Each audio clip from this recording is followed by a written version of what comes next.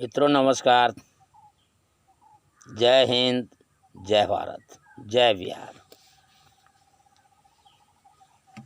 बाबू लोग, आज एक मन में ख्याल आया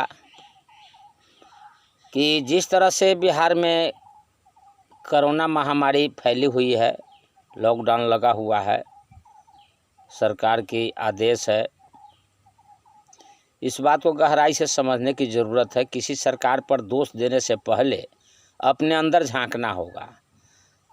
हमें याद है थोड़ा बहुत, जब भी महामारी आती है तो पूरे देश पे पड़ती है, या राज्य में पड़ता है या किसी गांव में आता है, तो इसको कौन भुगतता है? हम जनता भुगतते हैं, और भुगतना भी चाहिए।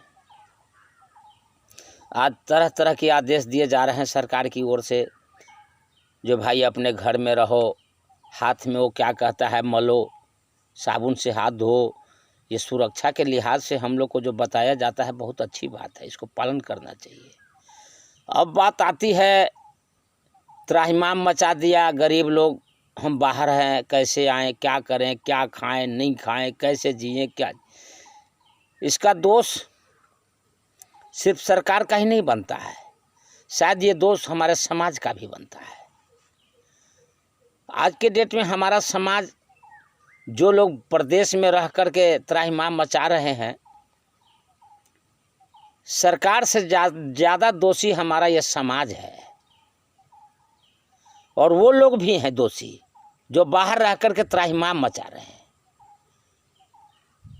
कल मैं निकला था तो 7-8 लड़कियां घास लेके आ रही थी। मैं उन लोग का बोली सुन के दंग हो गया। बड़ा बनना का सपना देखती है, लेकिन बड़े के संपर्क में नहीं रहना चाहती है, बड़ों को वो सब गाली देना चाहती है। ये हमारा समाज बनेगा? नहीं बनेगा। जब मुखिया का चुनाव होता है तो उस टाइम आप लोग पैसे देखते हैं, दारू का बोतल देखता है। अब जब विपत पड़ी है तो मुखिया याद आता है। मोदी जी ने घर घर सिलेंडर दिया, 90% घरों में सिलेंडर यूज नहीं कर रहे हैं लोग। अब जब मोदी जी गैस का पैसा देने के ऐलान किए हैं तो लोग भागम भाग में लगा हुआ है। क्या इसमें सरकार का दोषी है कि हमारा दोषी है? हमारे समाज को सबसे नीचे, हमारे बिहार राज्य को बदनाम करने में अगर अहम भूमिका है तो इन पूंजीपतियों का है, या गांव के जो मध्यस्थ लोग हैं, जमीन जायदाद वाले हैं, पढ़े लिखे लोग हैं, उनका दोष है। जो अनपढ़ है, अशिक्षित है, उसको तो मालूम नहीं है, उसको मालूम नहीं है जो मुझे जीना कैसे है। उसको कौन बताएगा? अगर सुंदर गांव बनाना है तो पहले सुंदर गांव का सपना देखने वाले को आगे आना चाहिए। मैं जिस गांव में रुका हुआ हूं, यहाँ की गांव की अति दयनीय स्थिति है। मैं कम से कम 270 गांव से ऊपर घूम चुका हूं 1.5 साल के अंदर, और अब जो मैं जहां फंसा हुआ हूं, मेरे नज़र में सबसे गरीब गांव है। पैसे से नहीं, खाने पीने से गरीब नहीं है, बुद्धि से गरीब है, विवेक से गरीब है। तो यहाँ के ग्रामीणों को सोचना चाहिए। जो मैं कई एक आदमी से बात किया, ये बताइए आपके गांव की स्थिति ऐसा है, कहता ये बात से मत उठाया कीजिए आप, ये लोग उसी लायक हैं, ये लोग है ही उसी लायक। ये लोग अब ये पकड़ लिए हैं जो हमारे बाप दादा को कैसे सताया इन लोगों ने। अब देखिए, हम लोग का खेत पड़ता रह जाता है, ये लोग खेत नहीं उपजाते हैं। मैंने कहा ये खेत कैसे उपजाएंगे आपके? जब दाही रौदी सुखी होता है, क्षति इनका बर्बाद होता है, मुआवजा आप इनसे लेते हैं। जो फसल का उपज का मनी तय होता है आप इनसे लेते हैं, और जो सरकार द्वारा मुआवजा दी जाती है नफ़ा नुकसान को, तो आप ही ले लेते हैं। तो ज़मीन हमारा है तो हम ही ना लेंगे, टैक्स तो हम ही भरते हैं ज़मीन का। और जिस किसान का फसल नुकसान हुआ वो कहाँ जाएगा?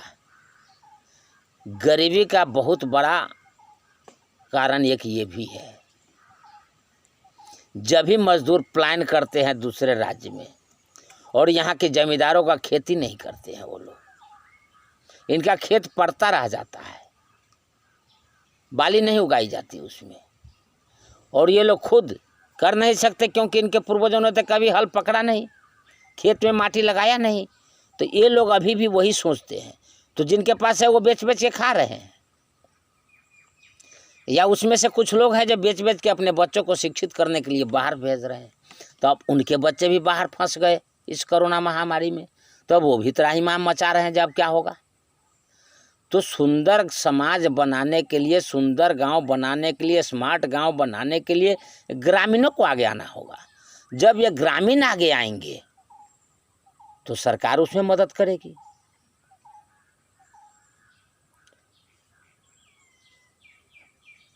गुजरात या राजस्थान में एक गांव का वीडियो मैंने देखा था, जो वो गांव वाईफाई लेस है। उस गांव में मोदी जी के आने से पहले, कांग्रेस के टाइम से पहले ही पूरे गांव में कोई व्यक्ति बाहर ही आता है तो वहाँ कैमरा लगा हुआ है, हर घर में टेलीफोन है, और ऐसा कोई घर नहीं है जिस घर से एक सरकारी नौकरी वाला नहीं है। एक और वीडियो में देखा, जिस गांव में कोई मंदिर नहीं है, कोई पूजा पाठ नहीं है, वो एक भी घर ऐसा नहीं है जिसके घर से सरकारी नौकरी नहीं है, वो राजस्थान में है। मेरा बिहार, मेरे बिहारी को धर्म में उलझाया गया, पूजा पाठ में उलझाया गया, लेकिन धर्म को समझाया नहीं गया। इन लोगों को धर्म का महत्व क्या होता है ये नहीं समझाया गया, धर्म पूजने के लिए बताया गया। कार्तिक में छठ, भादों में चौड़चन, जरना की अकाल है, खाने के लिए गरीब लोग दाने दाने के मर रहा है, उस समय धर्म समझाया गया। उसी धर्म को अगर दूसरा रूप दिया गया होता, उस धर्म को समझाया गया होता, तो बिहार में अनेकों मुहावरे हैं ऐसे। तो आज जो लोग सरकार को दोष दे रहे हैं,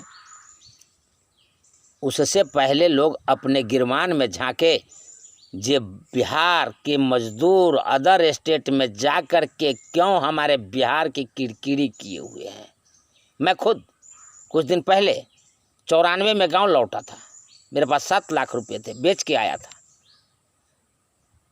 और 100 विवेक बुद्धि लगाने के बाद भी मैं नंगा भूंगा 98 आते आते तक मैं भिखारी बन गया। अब पुनः मैं प्लान कर गया बिहार से। अब मुझे कोई कहे बिहार आने के लिए, मैं नहीं आऊँगा, मेरे बच्चे लोग नहीं आएंगे। लोग बिहार आने के लिए रो रहे हैं, मैं पंजाब जाने के लिए रो रहा हूँ। मैं मुख्यमंत्री जी से निवेदन करता हूँ, तमाम आला अधिकारियों से निवेदन करता हूँ, कृपया मुझे पंजाब पहुँचा दीजिए, बिहार में मुझे नहीं मरना है।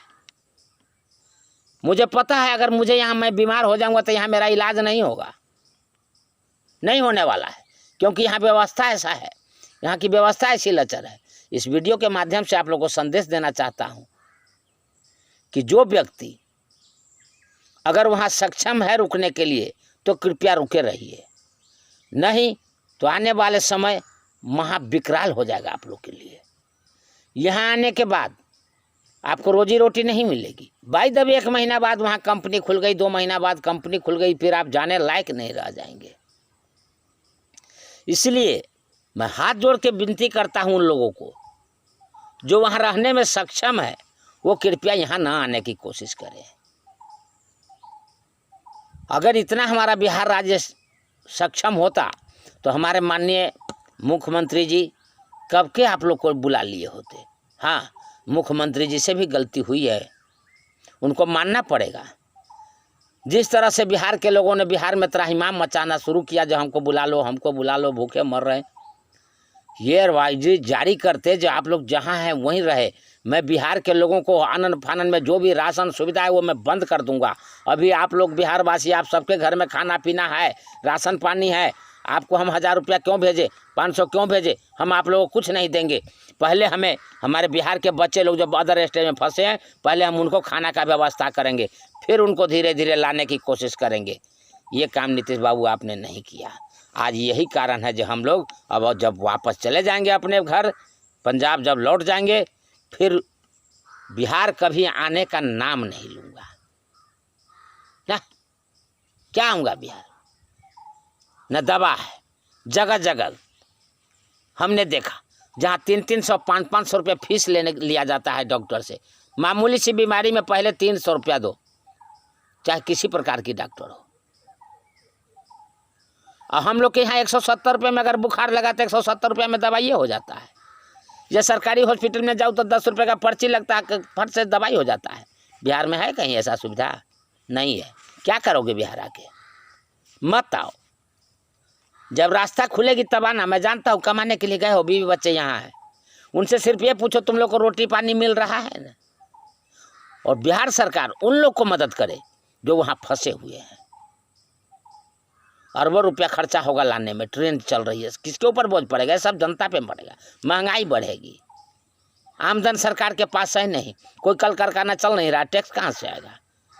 जो तुम लोग पैसा भेजते थे उसमें मार्केट में तेजी आती थी, उससे डीजीपी बढ़ता था, टैक्स बढ़ता था, कहाँ से बढ़ेगा अब? तो इसलिए आने के लिए कोशिश मत करो ना। क्या करने आओगे? हम तो बिहार से जाने के लिए छटपटा रहे हैं। जब मैं कैसे चला जाऊं यहाँ से? अगर मुझे कुछ हो गया तो यहाँ कौन देखेगा हमको? मेरे पास 1 रुपया नहीं है, न मेरा यहाँ गांव में घर है, घर भी नहीं है। मैं तो किसी गरीब के यहाँ रुका हुआ हूँ, कौन खोज रहा है मेरे को? और तुम लोग जब चले आओगे तो घर में सिमट के रह जाओगे। इसलिए मित्रों, सोच समझ के कदम उठाना। आना चाहते हो तो चले आना, मैं कहूँगा, मैं कौन मना होता हूँ करने वाला, लेकिन समझ लेना यहाँ बहुत बुरी स्थिति हो जाएगी। धन्यवाद।